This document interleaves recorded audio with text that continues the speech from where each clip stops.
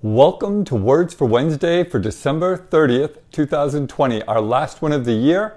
And I am going to go to Robert Burns, the Bard of Scotland, who gave us Auld Lang Syne, which many revelers will be singing on New Year's Eve, though many of them will be kind of mumbling, stumbling their way through some lyrics they don't know entirely, giving us "Should Old Acquaintance Be Forgot and Never Brought to Mind," or just another Auld Lang Syne. But I'm more partial to "For Auld Lang Syne, my dear, for Auld Lang Syne, we'll take a cup of kindness yet, for days of Auld Lang Syne."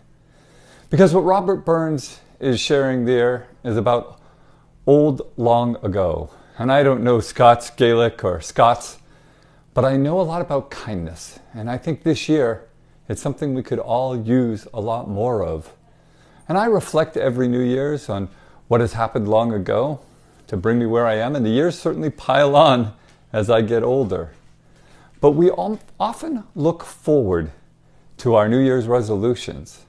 And that's what I want to put focus on, because in being kind in our everyday lives and all our interactions, whether we're gathered virtually or with some of our closest companions, the trick is giving more kindness, and hopefully getting more kindness builds a strength.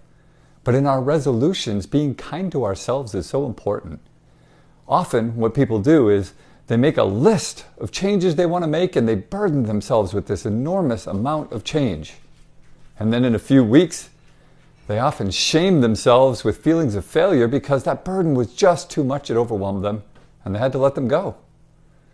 And what I want to suggest is, in my life, I try, when I encounter something that needs change, to change it when it needs it. But whenever you reflect, even if that's New Year's, instead of taking a host of burdens, pick one important thing and make a simple change, and hold to that change and work it until the inspiration for the change leads to the habit of the change, and you're successful without having taken on too much. And if that happens and you feel empowered to take another, then choose and build in steps like a journey, not by just loading everything on at once, because that way, if you reach a point where it might be too much, you can choose to let the last one go and go back to where you were comfortable with the changes and habits you've built to the life and the person you want to have.